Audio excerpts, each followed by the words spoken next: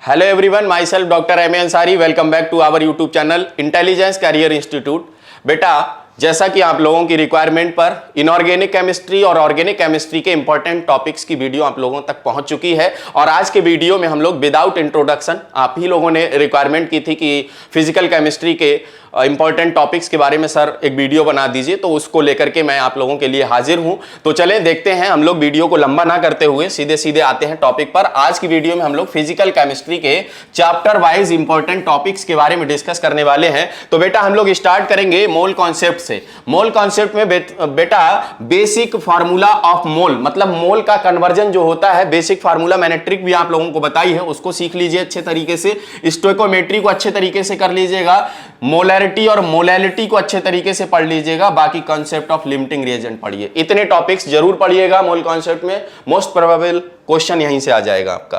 Atomic structure में बेटा सबसे ज्यादा इंपॉर्टेंट है आपके क्वांटम नंबर्स, यहां से क्वेश्चन पूछा जाता है, अक्सर और बेशतर पूछा जाता है, तो इसको आप बहुत अच्छे से पढ़िएगा।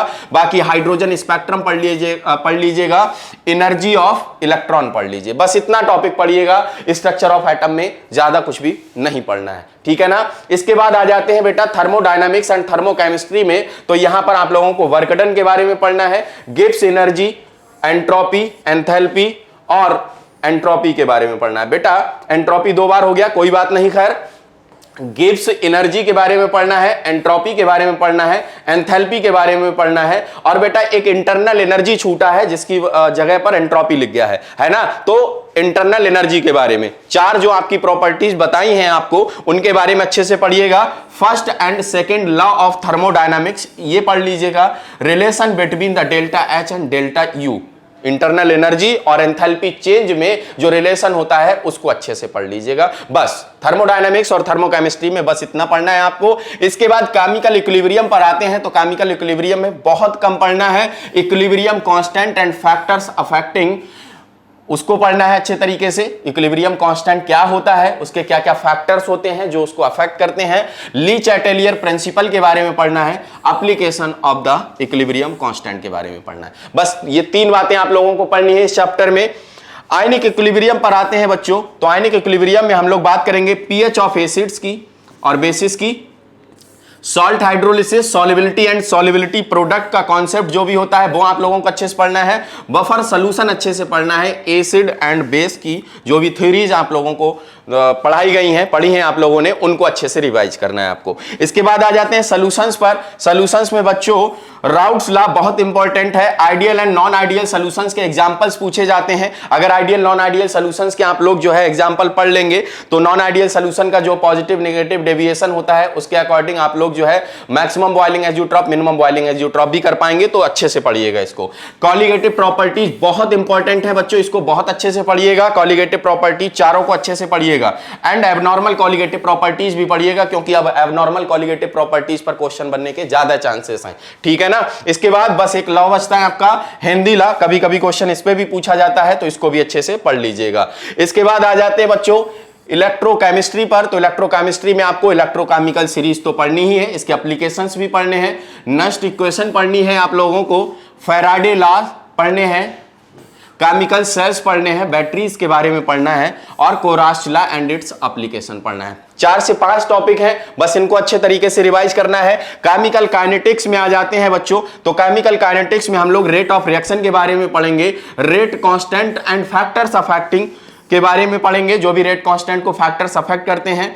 Zero order, first order and second order reactions के बारे में पढ़ेंगे, और बाकी एक्टिवेशन एनर्जी के बारे में पढ़ेंगे। एक्टिवेशन एनर्जी मतलब वही आ जाएगा आपका आर्हेनियस इक्वेशन के बारे में, ठीक है ना, वो बातें पढ़ेंगे। इसके बाद आ जाते हैं केमिकल काइनेटिक्स। सॉरी बेटा, ये केमिकल काइनेटिक्स नहीं, यहां पर रेडॉक्स रिएक्शन लिखना था, रेडॉक्स रिएक्शन। तो रेडॉक्स रिएक्शन चैप्टर में बच्चों हम लोग पढ़ने वाले हैं।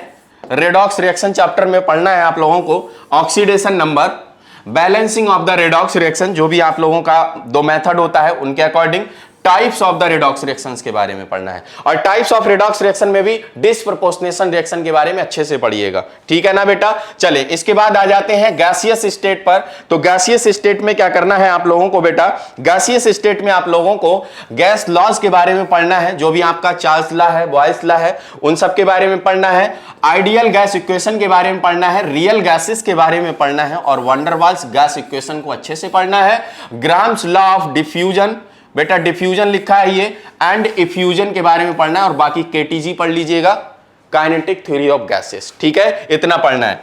सॉलिड स्टेट पर अगर आए तो क्लासिफिकेशन ऑफ सॉलिड्स पढ़िएगा, डेंसिटी का जो फार्मूला है बहुत ज्यादा इंपॉर्टेंट है, क्वेश्चन ज्यादातर यहीं से पूछा जाता है। अगर यहां से क्वेश्चन बचेगा बेटा तो इम्प्योरिटी डिफेक्ट्स जो भी आपके पास में होते हैं वो सारे डिफेक्ट्स आप लोगों को पढ़ने हैं, अच्छे से पढ़ने हैं। अगर डेंसिटी पे नहीं आया तो इम्प्योरिटी डिफेक्ट पर आएगा क्वेश्चन आपका। इलेक्ट्रिकल एंड मैग्नेटिक प्रॉपर्टीज को देख लीजिएगा थोड़ा सा। सॉलिड स्टेट में बेटा ये सॉलिड स्टेट नहीं बल्कि सरफेस केमिस्ट्री होगा। क्या होगा बेटा? सरफेस केमिस्ट्री, ठीक है ना।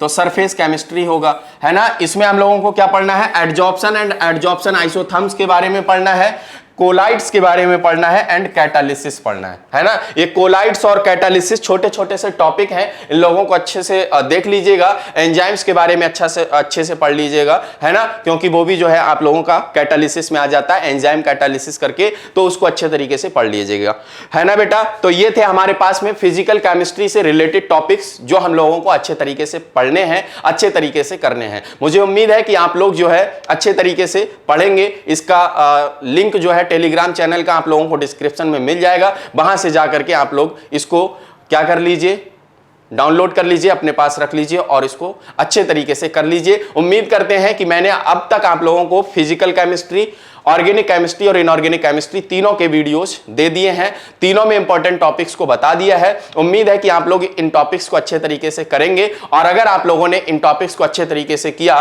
तो ऐसी आप उम्मीद कर सकते हैं कि 150 प्लस मार्क्स आप लोगों के नीट में आ जाएंगे केमिस्ट्री में, ठीक है। तो उम्मीद है कि आप लोग इतने टॉपिक्स को अच्छे तरीके से रिवाइज करके एग्जाम देने जाएंगे, और एग्जाम इस बार जो होने वाला है बहुत आसान पेपर आने वाला है। तो अभी आप लोगों के पास इतना टाइम भी नहीं बचा बच्चों कि आप बहुत घुस के किसी कॉन्सेप्ट को पढ़ें। किसी कॉन्सेप्ट में घुसिएगा नहीं, बस सरफेस पे हल्की हल्की बातें ऊपर आप लोगों को पढ़नी है, क्योंकि अगर आप किसी कॉन्सेप्ट में घुस गए तो हो सकता है कि आप डिप्रेशन में चले जाओ कि ये तो मुझे आता ही नहीं है, ठीक है ना। तो आपको बिल्कुल सरफेस पर पढ़ना है, आसान चीजें पढ़नी है, जो आपने साल भर पढ़ा है उसी को रिवाइज करना है, कुछ भी नया नहीं पढ़ना है। चले बच्चों, मिलेंगे फिर किसी दूसरी वीडियो के साथ में, डिस्कशन करेंगे आप लोगों से। चलिए बाकी मिलते हैं नेक्स्ट वीडियो में। ओके बच्चों, थैंक यू सो मच।